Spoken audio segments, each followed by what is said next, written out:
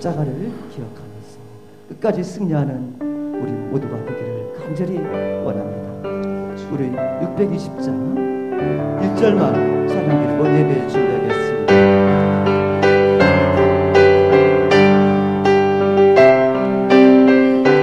여기에 보입니다.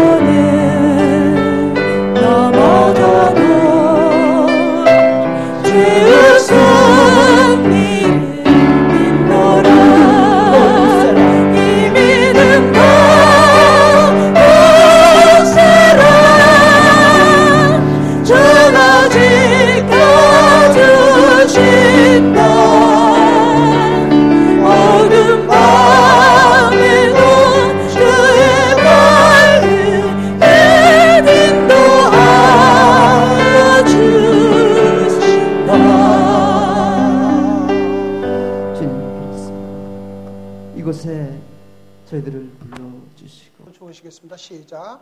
그런즉 씨 뿌리는 비유를 들으라.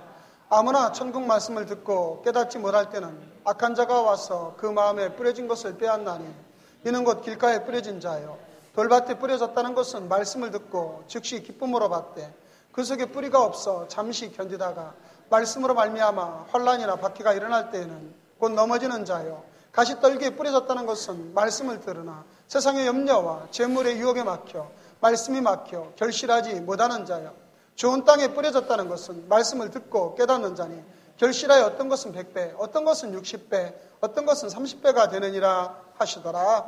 아멘. 오늘로 해서 내 마음밭은 어떠한가 이런 제목으로 은혜의 말씀을 나누고자 합니다. 내 마음밭은 어떠한가. 우리 주님께서는 상당히 많은 곳에서 비유로 말씀을 하셨어요.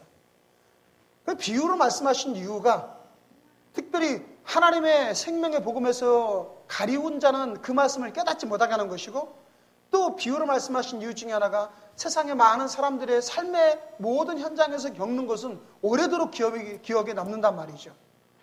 그래서 주님께서는 어떤 비유를 말씀하시냐면 마태복음 13장에 3절에서 주님께서 이런 말씀을 하십니다. 예수께서 비유로 여러 가지를 그들에게 말씀하여 이르시되 씨를 뿌리는 자가 뿌리러 나가래서 그래서 오늘 본문은 씨 뿌리는 비유에 대해서 주님이 말씀하셨어요.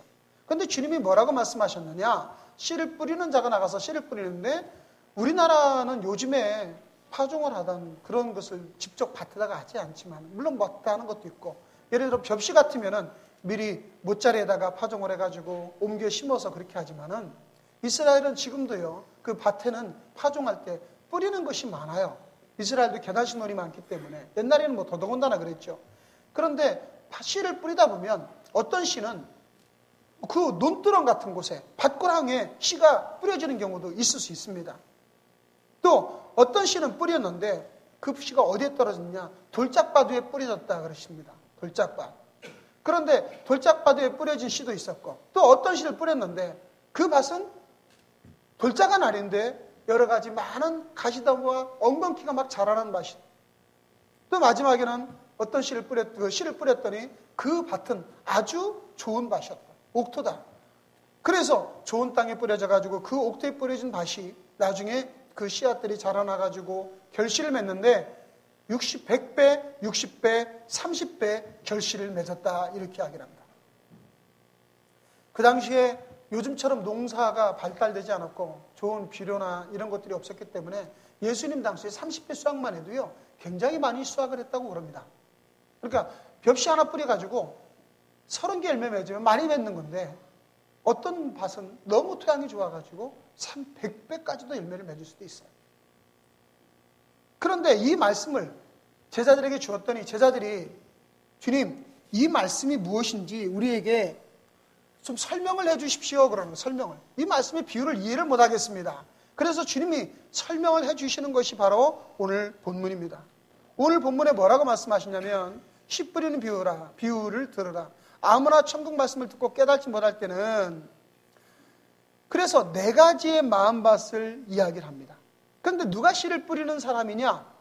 씨를 뿌리는 자는 주님이 씨라는 거예요. 그 씨는 무엇이냐? 하나님의 말씀입니다. 여러분, 하나님께서 주시는 생명의 이 약속의 말씀은 우리가 성경으로도 볼 수가 있고 예배를 통해서 선포되는 말씀으로도 들을 수 있지만 이 말씀이 우리에게 얼마나 놀라운 능력이 되는지 몰라요. 하나님께서 이것을 씨앗이라고 표현한 것도 이유가 있어요. 사과를 말입니다. 그냥 밖에다 이렇게 놔두면 그 사과 보름도 못 가서 일주일도 못 가서 다 썩어버려요. 그런데 그 사과 속에 있는 씨앗은 그대로 오래 남아 있어요. 씨앗은 굉장히 놀라운 생명력이 있습니다. 씨앗은 아무것도 아닌 것 같지만 그 씨앗이 심겨지기만 하면 엄청난 생명을 그 씨앗을 통해서 나타나요. 옛날에 오래전에 영국의 고고학 팀들이 이집트에 가가지고 피라미드를 발굴을 해요. 그런데 한 미라를 발견을 했는데 그 미라의 한 손에 열어보니까 꽃 한 손이 아주 완전히 마른 꽃 한 송이가 딱 들렸는데 뚜껑을 열자마자 너무 3000년이나 오래된 거니까 그냥 싹 연기처럼 사라져버리다 싶어 부서져버려. 그런데 거기에 씨앗이 남아 있었다라는 거예요. 씨앗이. 그래서 그 씨앗이 이게 무슨 씨앗인가? 도대체 3000년이나 넘은 씨앗이 살아있을까? 그래가지고 그 씨앗을 심어봤답니다. 그런데 그 씨앗에서 뭐가 나왔냐면 꽃이 아주 이쁘게 핀 꽃이 나왔어요. 그 꽃이 저와 여러분이 잘 아는 다알리아라는 꽃입니다. 이렇게 이쁘죠? 다알리아라는 꽃. 그리고 이 씨앗, 이 다알리아 유래가 바로 거기서 나온 거예요. 물론 요즘에는 다알리아를 씨를 가지고서 퍼뜨리지는 않죠. 구근을 가져가는데 그 당시에는 아마 그 모형 씨앗이 있었나 봅니다. 그런데 이 다알리아가 3000년이나 된 그러한 생명력을 가지고 나왔다는 거예요. 여러분 식물의 씨앗조차도 이러한 엄청난 생명력이 있는데 우리나라도 최근에 고려시대에 그런 무덤에서 발견된 연꽃 씨앗을 심었더니 고려시대의 그 연꽃 씨앗이 지금도 발랄해가지고 놀라운 꽃을 피웠다고 그러죠. 이렇게 씨앗은 생명력이 있어요. 그래서 주님께서 우리에게 하나님의 말씀을 씨앗으로 비유한 이유가 바로 여기 있습니다. 씨앗은 볼품이 없고 작고 그렇지만 그 속에는 놀라운 생명력이 있어요. 그래서 하나님의 말씀을 우리는 가끔 하나님의 씨앗이라고 이렇게 표현합니다. 주님께서는 그 하나님의 말씀을 뿌려요. 많은 자들에게 선포를 하는 거죠. 그런데 그 말씀을 받는 사람들의 마음밭은 다 다르다라는 겁니다. 주께서 말씀하신 그 마음밭 4가지가 어떠한가? 제가 이렇게 이런 그림이 있길래 한번 여러분 보여줘요. 선명하지는 않지만 4가지의 마음밭이에요. 하나는 길가와 같은 마음밭. 얘 좀 보세요. 인상 엄청 쓰고 있죠? 누구 닮은 것 같은데. 또 옆에 있는 마음밭. 내 마음밭은 돌짝밭. 수없이 많은 돌들이 내 마음밭이 이렇게 돌짝이 들어서 어떤 밭은 싹이 나고 자라긴 해요. 그런데 위에 가시덤불과 엉겅퀴들이 자라나가지고 자라는 걸 못 막아놨어. 열매를 맺을 수가 없어요. 그런데 어떤 마음밭은 이렇게 아주 많은 열매를 풍요롭게 맺고 얘는 활짝 웃고 있어요. 주님께서 말씀하십니다. 모든 사람에게는 이런 네 가지 마음밭이 있다라는 겁니다. 오늘 저와 여러분은 과연 어떤 마음밭입니까? 자, 제일 먼저 주님께서 말씀하시기를 길가와 같은 마음밭이다 이렇게 말씀합니다. 아무나 천국 말씀을 듣고 깨닫지 못할 때는 악한 자가 와서 그 마음에 뿌려진 것을 빼앗나니 이는 곧 길가에 뿌려진 자요. 첫 번째가 길가에 뿌려진 마음밭, 길가와 같은 마음밭이다. 오늘 본문에 보면 하나님의 말씀이 뿌려졌는데 그 뿌려진 것에 대해서 깨닫지를 못해요. 여러분, 하나님의 말씀이 증거된다고 해서 누구나 다 생명을 갖습니까? 아니에요. 수없이 많은 사람들은 그 생명에서 가려져 있어요. 귀가 있어도 들을 귀가 없어요. 오늘 주님이 말씀하신 마지막에 뭐라고 하십니까? 들을 귀 있는 자는 깨달을진저 그렇게 말씀합니다. 마태복음 오늘 읽었던 13장 9절에는 귀 있는 자는 들으라 하시니라. 아니, 사람이 귀가 없어서 들으라 이렇게 말씀하는 게 아니에요. 말씀이 떨어져서 그 말씀을 들어야 되는데 그 말씀에 대해서 들을 수 있는 귀가 없어요. 영적인 귀가 없어요. 그러니까 그 말씀을 듣지 못하는 거예요. 이런 사람들은 마치 길가와 같다. 여러분, 길가, 논두렁 같은데, 밭두렁 같은 데를 보세요. 사람들이 다니니까 어떻게 돼요?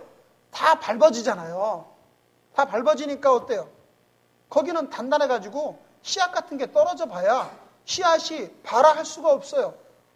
씨앗이라는 게 수분이 축축하고 토양이 있어야 그 씨앗 껍질이 탁 터지면서 뿌리가 나오는데 길가 위에다가 마른 땅 같은 데 놔보세요. 씨앗이 절대로 자라나지 못하죠. 새들이요, 금방 와서 먹어버려요. 길 위에 씨앗 떨어진 건 이건 뭐 좋아라고 먹죠. 제가 지난번에 집회를 갔더니 어떤 시골 할아버지가, 시골 할머니가 오셔가지고 아이고 허리 아파 죽겠대요. 왜 이렇게 허리가 아프신가? 아, 글쎄 밭에다가 콩을 심어가지고 잘 덮어놓고 했더니 새들이 와서 그 밭을 다 흙을 펼치면서까지 그 콩을 다 먹어버리더래. 새들이 이 정도로 독한데 길가에 떨어진 것을 새들이 와서 안 먹겠습니까? 야, 얼마나 좋니? 이렇게 다 뿌려졌으니 다 너네 밥이다 하고 새들이 와서 다 먹어버리죠. 그러한 자들은 말씀을 듣고 깨닫지 못하는 자들이다. 악한 자는 누구예요?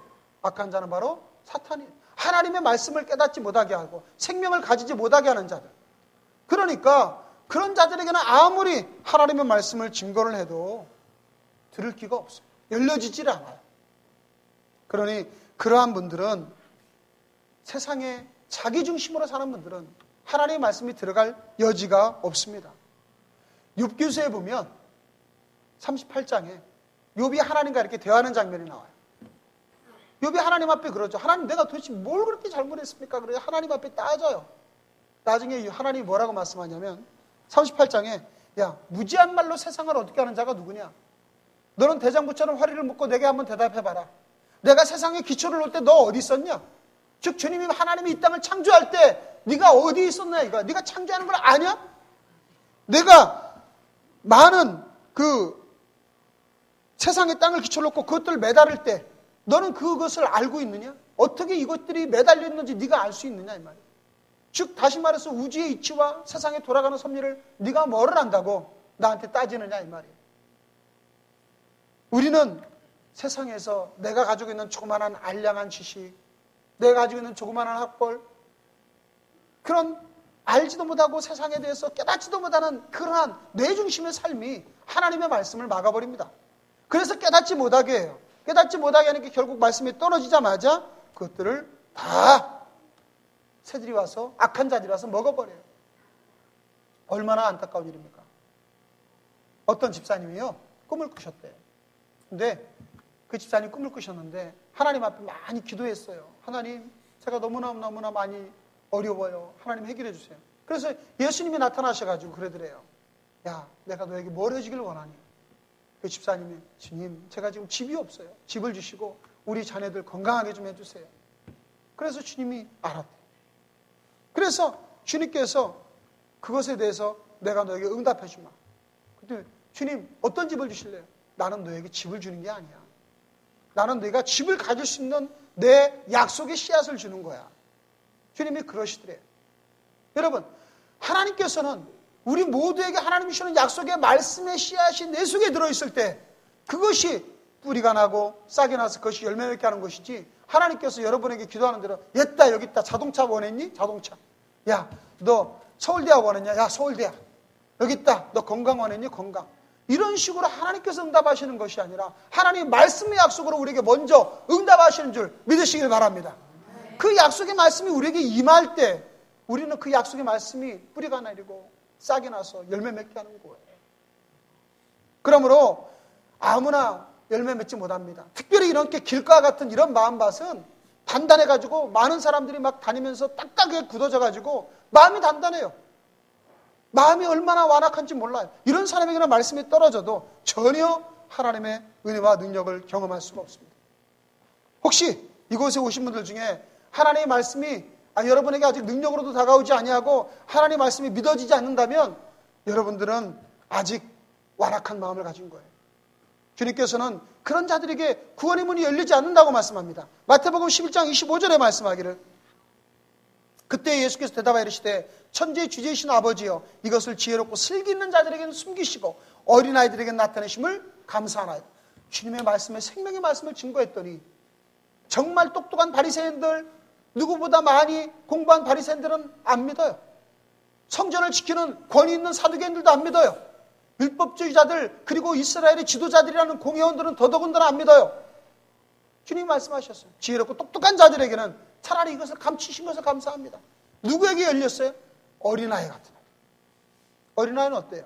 순진하고 순수하고 그대로 믿어주고, 어린아이들에게는 거절이 없고, 이렇게 열려있는 마음을 가진 자들에게만 하나님의 말씀이 열려진다.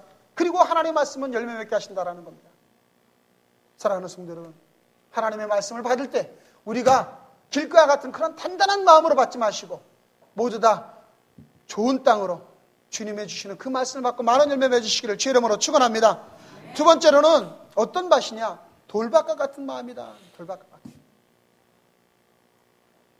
제주도에 가보셨어요? 제주도 안 가보셔도 뭐 많이 사진이나 텔레비전에 보시면 밭을 일구는데 밭마다 어떻게 되어 있어요? 밭 가에 전부 다 이렇게 돌들이 쌓아져 있죠? 대한민국 국민 아닌가 봐요. 제주도 안 가보셔도 안다고, 그거는 저도 사진만 봐도. 그런데 돌들이 이렇게 쌓여져 있어요. 근데 그 돌을 어디서 주스다가 날린 게 아니에요. 제주도는 화산암으로 이루어진 그런 땅이라 이 흙은 덮어져 있어도 파면 전부 다 밑에가 다 돌덩어리예요. 전부 다 자갈밭이에요. 그러니까 밭을 읽으려면은 그 밑에 있는 돌들을 다 끄집어내야 돼. 그러니까 돌을 끄집어낸 걸 어디다 쌓느냐?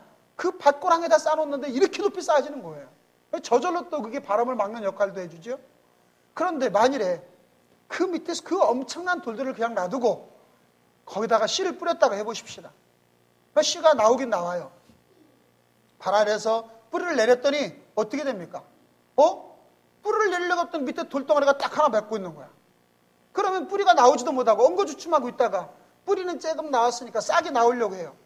싹이 나오지만 어떻게 됩니까? 뿌리가 깊지 않고 양분을 빨아들이지 못하니까 그 싹이 제대로 자라날 수가 있습니까? 그냥 어정쩡하게 있다가 나중에 말라버리고. 우리 마음밭이 돌짝 같은 마음밭이면 어떻겠습니까?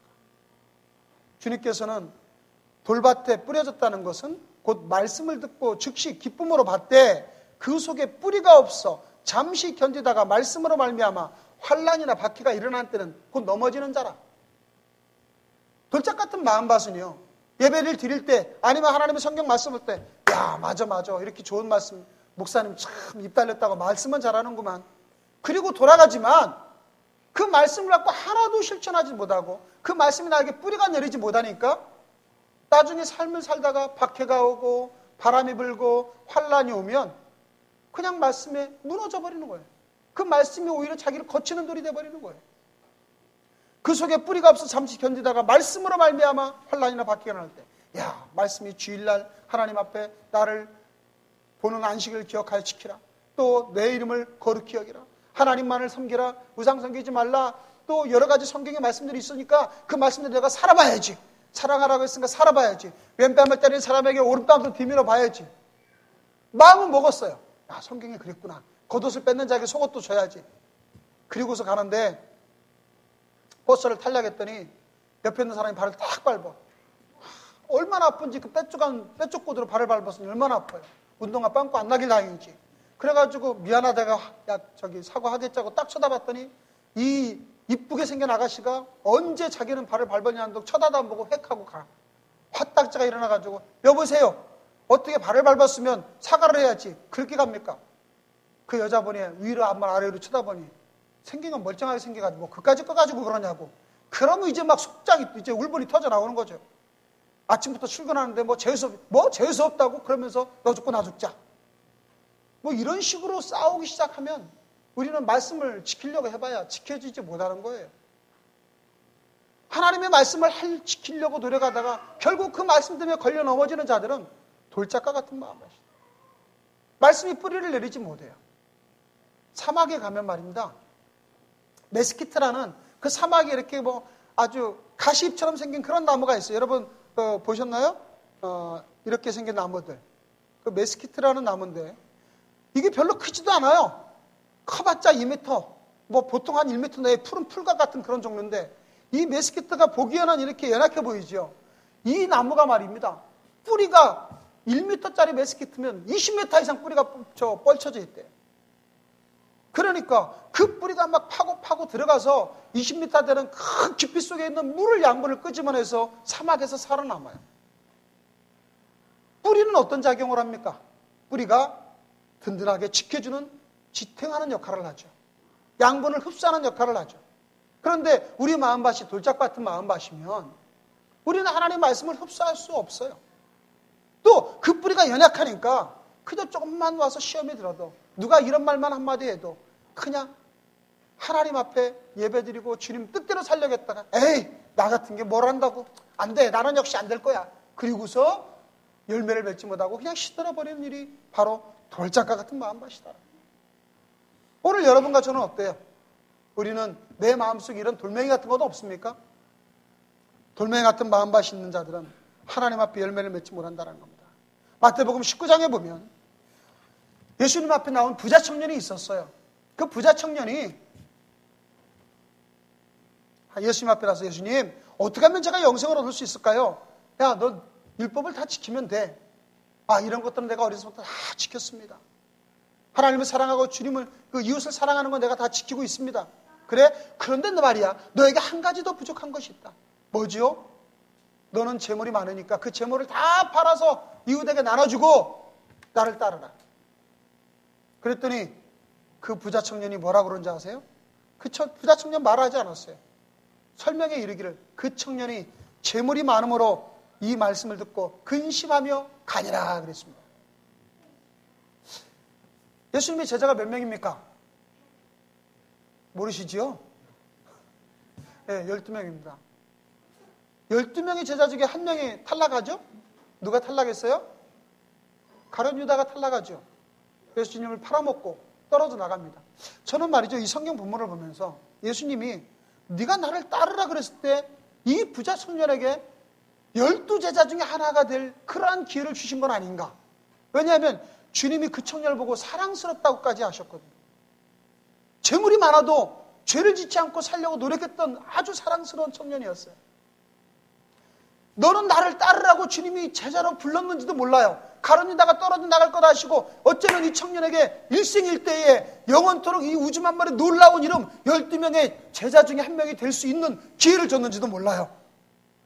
그런데 이 청년이 재물이 근심이 돼서 떠났어요.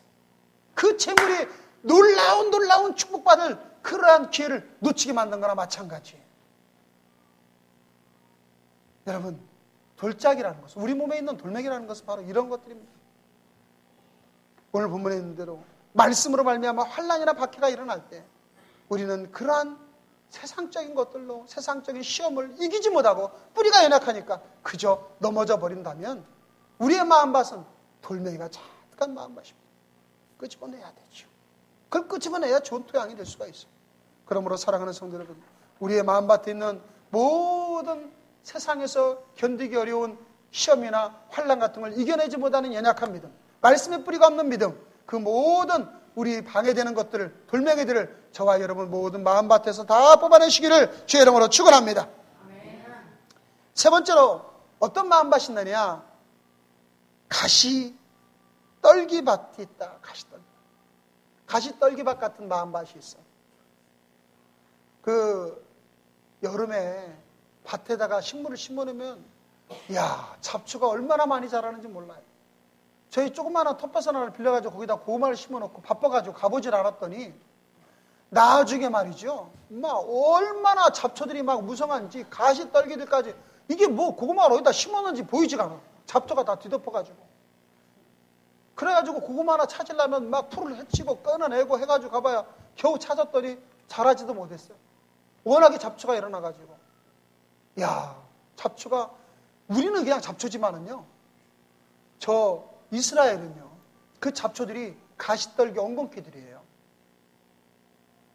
우리 저 시골에서 목회하시는 목사님 우리 노예 한 분 계신데 그 목사님 참 재밌으셔.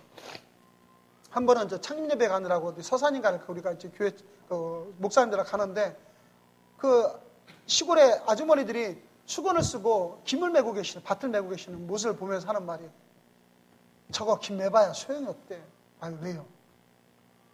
풀들이 그런데요. 여기서 김을 메고 저쪽 끝으로 밭 끝까지 가면 이쪽에서 김 메고 나온 그 풀들이 머리 쏙 디밀면서 야 수건순 아줌마 갔냐? 그리고 또 나온대. 저렇게 풀하고 못 싸운다는 거예요. 엄청나게 풀들이 독하다는 거예요. 그러니까 우리가 무엇인가 작물을 심어놓고 관리를 안 하고 풀을 뽑아주지 않고 엉겅퀴를 뽑아주지 않으면 절대로 자라나지 못하는 거예요. 우리 밭에 가시떨기들, 엉겅퀴들 그것을 뭐라고 말씀합니까? 오늘 본문에 주님은 뭐라고 하냐면 그것은 세상의 염려와 재물의 유혹에 말씀이 막혀 결실하지 못하는 자라. 그 가시떨기 엉겅퀴들 우리 막는 것들이 세상의 염려와 재물의 유혹이랍니다. 우리는 염려 안 하고 살 수가 없죠. 저와 여러분들은 다 세상적인 일들로 염려를 하고 살아갑니다. 우리 아들이 이번에 대학을 붙을까? 우리 아들이 학교에서 왕따 당하고 있는데 이거 어떻게 해결해야 되나?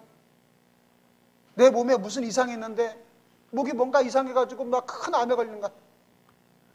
그래가지고 어떤 분은 고민하고 있어요. 목에 뭔가 걸린 것 같대. 여러분 그게 목에 걸린 것이요. 암에 걸린 게 아니에요. 그 요만한 목 걸린 것 같다는 걸 한방으로는 매액기라고 그러는데 그게 꼭 뭐가 하나 씨앗 같은 게 걸린 것 같아. 근데 본인이 혼자 한참 걱정한 거야. 이거 암덩어리 하나 내 목에 생겼다. 나중에 가서 한방에 가보니까 그 약 먹으면 이제 풀어지는 것 같아. 혼자 걱정하는 거예요. 또 세상의 재물의 유혹들. 참 유혹이 커도 돈에 대한 욕심보다 큰 게 어디 있겠습니까? 이러한 돈에 대한 욕심이 우리를 하나님 앞에 나아가지 못하게 만드는 가시떨기나 엉겅퀴 같은 것들. 물론 우리 삶에 이 모든 물질도 필요해요. 세상에 조금씩 염려와 근심이 없으면 우리는 하나님 앞에 기도하지도 않겠죠. 우리에게는 이런 것들이 다 필요합니다. 그러나 그것들을 주님을 믿는 믿음을 가지고 있는 상태에서 아니라 세상의 염려나 세상의 재물이나 이런 것들로 내가 침범을 당하게 되면 우리는 아무런 열매를 맺지 못하는 자들이 됩니다. 전에 한번 말씀드린 것 같아요. 일본의 어느 유명한 신학자가 이런 말씀을 했습니다. 돈이 있으면 침대는 살 수 있지만 잠을 살 수 없다. 돈이 있어서 아름다운 화장품을 살 수 있지만, 아름답게 만드는 화장품을 살 수 있지만 진정한 아름다움을 살 수 없다. 돈이 있어서 약은 살 수 있어도 건강은 살 수 없다. 돈이 있어서 음식은 살 수 있어도 입맛은 살 수 없다. 돈이 있어서 십자가는 살 수 있어도 영생은 살 수 없다. 여러분 우리가 가지고 염려하고 갖기를 원하는 그 물질이 나를 살리는 물질이 된다면 이것은 정말 좋은 일이겠지만 그 물질로 말미암아 내가 오히려 가시덤불이나 엉겅퀴같이 내가 자라나는 것을 막는다면 어떻게 우리가 하나님께서 원하신 열매를 맺겠어요? 세상에서 물론 물질 욕심 없는 분 없습니다. 세상에 또 염려 근심 없는 사람은 없습니다. 그러나 마태복음의 6장에 말씀하시기를 먼저 그 나라와 그 일을 구하라. 그러면 이 모든 것을 너에게 더하시겠다고 말씀하신 약속대로 우리가 먼저 주님을 따르고 주님께서 기뻐하신 일을 감당하면 이 나머지는 저절로 따라와야 되는 일들인데, 세상의 염려나 재물에 대한 욕심 때문에 하나님께서 허락하신 그 귀한 생명의 말씀을 열매 맺지 못한다면 얼마나 우리가 손해겠어요. 여러분과 제가 이 맺는 열매를 말미암아서 이 땅에서의 우리 모든 삶의 풍성한 축복도 받는 것이지만 주님 나라 들어가서 하나님의 상급을 받는 것이거든요. 그렇기 때문에 이 땅에서의 세상의 염려나 재물의 유혹 때문에, 그런 하찮은 것들 때문에 우리가 하나님께서 나가시는 그 생명의 씨앗으로 열매를 맺지 못한다면 우리는 이 땅에서 삶을 살아갈 때 굉장히 많은 손해를 보는 삶을 살아가는 겁니다. 그래서 우리가 마지막 죽을 때 우리는 이 땅에서 돈을 더 많이 벌지 못한 것 때문에 후회하는 사람 하나도 없어요. 우리의 마지막 숨을 거둘 때 이 땅에서 내가 더 많이 성공하지 못했다고 소원하는 사람 하나도 없대요. 모든 사람들이 숨을 거둘 때 가장 서운해하고 아쉬워하는 것은 내가 더 많이 사랑하지 못했다는 걸 제일 서운해요. 우리가 더 많이 주님을 사랑하지 못했고, 더 많이 하나님의 뜻을 이루지 못했고, 더 많이 내 이웃을 사랑하지 못한 것은 다 후회스러워도 돈 많이 벌지 못하고 성공하지 못한 거 후회하는 사람은 하나도 없답니다. 사랑하는 성도 여러분, 우리의 모든 삶에 저와 여러분의 마음밭에 이러한 세상의 염려나 재물 유혹이 우리를 하나님의 말씀을 자라나지 못하게 막고 있다면 그 모든 것을 가차없이 다 잘라낼 수 있는 결단을 하는 주님의 자녀들 되시길 주의 이름으로 축원합니다. 마지막 네 번째는요, 주님이 좋은 땅이라고 말씀하셨어요. 좋은 땅. 이러한 좋은 땅은 많은 열매를 맺는데 100배, 60배, 30배 열매를 맺는데, 좋은 땅은 어떤 땅이에요? 여러분 좋은 땅 보셨어요? 이제 농사짓기에서 좋은 땅을 다 갈아놓은 땅을 보면 어떻게 해요? 가장 먼저 옛날에는 소 달구지 가지고 이랴 쩌쩌 하면서 뭐 매죠? 깊이? 네? 쟁기질 하잖아요. 쟁기질 하면 깊이 땅을 파는 거예요. 그래서 성경에 호세아서 10장 12절에도 이런 말씀합니다. 너희 묵은 땅을 기경하라. 일어날 기 밭갈을 겸. 일어나서 그 밭을 갈아내라는 거예요. 우리 마음밭도 깊이 갈려져야 돼요. 우리 마음밭이 깊이 갈려지지 않으면 옥토가 될 수 없어요. 무엇으로 깊이 가는 겁니까? 회개입니다. 하나님 말씀하십니다. 하나님은 통회하는 심령을 기뻐하신다. 여러분 만일에요, 우리가 하나님 앞에 나와서 기도하거나 예배드리거나 하나님 앞에 찬양할 때 우리 마음밭에 회개가 일어나지 않으면 여러분과 저는 절대로 옥토가 될 수 없어요. 그래서 언제나 성령이 임하시면 가장 먼저 일어나는 역사가 뭔지 아십니까? 회개예요. 사도행전에 베드로 사도가 수많은 자들 앞에서 설교했어요. 그때 그 수많은 자들에게 첫 번째 나온 반응이 우리가 어찌할까 하면서 가슴을 두드린 일이었어요. 회개했단 말이죠. 성령이 임하면 우리는 회개가 일어나야 돼요. 내가 무엇을 잘못했는지, 내가 이 땅에서 하나님 보시기에 아름답게 살고 있지 않는 건 무엇인가를 깨달아야 돼요. 그것이 내가 깊이 땅을 가는 일이에요. 사랑하는 성도 여러분, 우리의 마음밭이 우리가 정말 통회하는 심령으로 마음밭이 깊이 갈려지지 않으면 진정한 옥토를 이룰 수가 없어요. 겉에만 깔짝깔짝 갈아봐야 그것은 참된 옥토가 될 수 없어요. 두 번째로 어떻게 마음밭을 옥토로 만듭니까? 깊이 갈려진 걸 그냥 놔두나요? 농사 짓는 걸 보니까요, 저는 농사 짓는 집에서 태어나질 않았어요. 그래서 나는 직접 농사를 져본 적은 없어요. 구경만 잔뜩 했어요. 보니까 깊이 갈려진 것을 다 갈더라. 요즘에는 기계 가니까 로타리 친다고 그럽니다. 로타리 친다고. 그럼 밭 같은 데도 막 로타리 치면 땅이 아주 부들부들해져요. 아주 부드러워가지고 확 들어놓고 싶을 정도로 부드러운 흙으로 다 변해요. 깊이 갈려진 땅을 잘게 부수어와요. 우리는 하나님의 말씀의 능력으로 우리 속에 있는 모든 내가 간구하고 내가 추구하는 내 고집, 내가 가지고 있는 지식, 내 잘못된 생각들, 이런 것들은 말씀으로 다 부서져 나가요. 이런 것들이 부셔져 나가야 우리 마음밭이 진정한 옥토가 될 수 있지. 내가 가지고 있는 생각 버리지 않고 내 고집 버리지 않고 어떻게 옥토가 될 수 있습니까? 그것이 갈려질 때는 괴로워요. 그것이 갈려질 때는 힘들어요. 땅을 깊이 갈아내는 통회와 자복과 회개가 있을 때는 우리 마음이 얼마나 괴로울까요? 여러분 성령이 임재해가지고 우리 마음에 잘못된 것을 비춰주시면요, 우리는 막 가슴을 쥐어뜯고 떼글떼글 굴러요. 얼마나 추악하고 더러운지 괴로워요. 그러나 그 회개가 일어나고 난 뒤에 우리는 얼마나 주신 놀라운 축복을 경험할 수 있나요? 회개가 일어나지 않으면 성령의 역사가 없습니다. 그리고 그 말씀이 하나씩 하나씩 들어와서 우리 속에 있는 모든 내 완악한 고집을 꺾어내고 내 잘못된 지식을 깨뜨려버리고 내 잘못된 이 땅에서의 행동들을 깨뜨려 나갈 때 우리들은 진정으로 아주 부드러운 흙으로 변화될 수가 있어요. 그런데요, 좋은 땅은 이 두 가지만 갖고 되는 게 아니에요. 마지막 세 번째로 뭐가 있어야 돼요? 물이 있어야 돼요. 물이 있어야 정말 좋은 토양이에요. 하나님께서 주시는 은혜의 단비가 우리에게 내려야 됩니다. 주님께서 말씀합니다. 너에게 이른 비와 늦은 비를 때에 따라 내리시고, 이른 비와 늦은 비를 때에 따라 내리셔야 우리 토양이 옥토가 될 수가 있어요. 이 은혜의 단비는 어떻게 받습니까?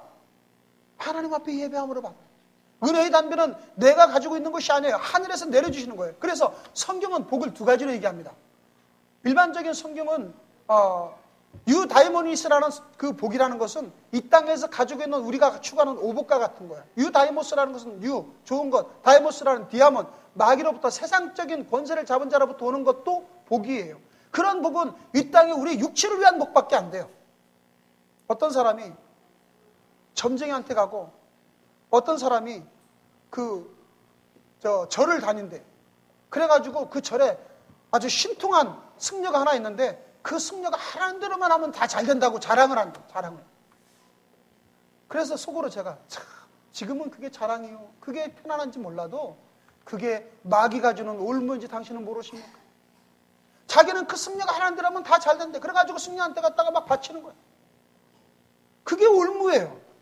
내가 지금 잘 돼서 내가 지금 나에게 괴로움이 없고 회개가 없이 주님을 알지 못하는 그런 삶으로 쭉 가다가 덜커다가고 생명이 끊어지는 그날 그가 어디로 가겠습니까? 그건 지옥으로 빠지는 거예요. 그런데 그가 살다가 엄청난 시련을 겪고 하나님이 사랑하셔가지고 하나님 약속의 말씀을 만나게 하고 어쩌다가 전도를 받아서 교회에 와서 아무것도 가진 것 없이 천부의 의지 없어서 살려달라고 한다면 그것은 그 사람에게 놀라운 복이에요. 이 땅에서 내 입에 들어가는 것, 내가 추구하는 것, 내가 가지고 있는 것으로 복을 받아 누린다면 이것은 아주 저급하고 그것은 하나님이 이미 우리에게 있어야 될 것을 아신다고 말씀하셨어요. 우리가 받는 복은 그런 복이 아닙니다. 우리가 받는 복은 하나님께서 내려주시는 생명의 은혜의 단비예요. 이러한 복을 가질 때 저와 여러분들은 우리 마음밭이 심령이 축축해져. 심령이 우리 마음밭이 따뜻해지면서 내 모든 토양에 하나님이 주시는 단비가 공급되면서 거기에 말씀의 씨앗이 떨어지기만 하면 우리는 뿌리가 깊게 내려질 수 있어요. 여러분, 수분이 잔뜩 있는 은혜의 단비로 충만한 곳에 씨앗이 떨어지면은요, 씨앗이 막 완전히 부풀어 터져요. 물에 겹식 하나 떨어지면 겹식 껍질이 완전히 퉁퉁 불어요. 겹식 껍질이 아이고 나는 싫어, 이렇게 퉁퉁 부는 것이 싫어, 왜 나를 이렇게 온통 불리게 만들어, 내 껍질이 봐봐, 내 껍질이 막 말랐던 깨끗한 껍질이 이렇게 못생겨지잖아, 내 껍질이 막 물에 불어서 터지게 생겼잖아. 그리고서 안 터지려고 노력한다고 해보세요. 씨앗이 안 터지면 소용이 없어요. 새들의 먹이밖에 안 돼요. 근데 물에 온통 퉁퉁 불어가지고 터지면서 뭐가 나와요? 드디어 뿌리가 거기서 쏟아져 나와요. 주님의 은혜의 담배가 있을 때 내 모든 완고와 심령이 깨어져 나가고 이제는 내가 사는 것이 아니라 주님께서 내 안에 사는 놀라운 심령으로 변화받게 될 때 우리는 뿌리가 나고 그 뿌리에서 엄청난 양분을 흡수하고 그리고 우리는 싹이 나고 그리고 우리는 많은 열매를 맺게 될 줄로 믿습니다. 사랑하는 성도 여러분, 가지는 절대 혼자 열매를 맺을 수가 없어요. 그래서 주님께서 포도나무 비유를 요한복음에 말씀하시면서 너희는 나에게 붙어 있으라고 말씀하세요. 가지가 포도나무에 붙어 있어야 포도 열매를 맺는다고 하시는데 포도나무에 붙어 있는 작업이 바로 우리 마음밭을 옥토로 만드는 거예요. 하나님의 말씀으로 우리 마음밭을 깊이 갈아내고 통회하고 자복하면서 깊이 갈아내고 하나님의 은혜의 담비로 예배로서 하나님의 말씀으로서 우리가 채워질 때 주님께서는 우리의 삶에 놀라운 축복으로 채워지게 하실 줄로 믿습니다. 사랑하는 성도 여러분, 우리는 이 땅에서 예수 믿고 난 뒤에 열매 맺지 않는 삶은 하나님께서 책망하시는 삶이에요. 마태복음 7장 19절에 말씀하시기를 아름다운 열매를 맺지 아니하는 나무마다 찍혀 불에 던져지니라. 예수 믿고 난 뒤에 우리는 반드시 열매를 맺으셔야 되고 열매를 맺지 못하는 그러한 마음밭은 하나님께서 징계하시는 마음밭입니다. 오늘 저와 여러분의 마음밭은 어떻습니까? 길과 같은 단단한 마음입니까? 아니면 말씀을 받을 때는 기쁨으로 받지만 세상에 나가서 실천하려고 하다 보면 힘들어가지고 그저 포기해버리는 돌짝 같은 마음밭입니까? 아니면 싹도 났고 뿌리도 내렸는데 세상의 염려나 재물의 유혹 때문에 온통 자라나지 못하게 만드는 가시덤불로 덮여 있습니까? 어떤 분들은 옥토 같은 마음밭도 있을 수 있을 겁니다. 저는 생각하기를 이 네 가지 마음밭은 우리에게 언제나 다 존재한다고 생각해요. 어느 한 가지만 옥토가 되지는 못해요. 그러나 우리의 모든 마음밭이 더 많이 옥토로 변한다면 우리는 주님께서 주시는 그 생명의 씨앗의 약속의 말씀만 받고도 저와 여러분에게 삶에 놀라운 축복이 임할 줄로 믿습니다. 오늘 이 예배 참석한 우리 아가페교 성도 여러분, 여러분과 저희 삶 속에 주님 주시는 그 생명의 씨앗으로 말미암아 100배, 60배, 30배 엄청나고 놀라운 하나님의 생명의 열매를 맺으시기를 주의 이름으로 축원합니다. 기도하십시오.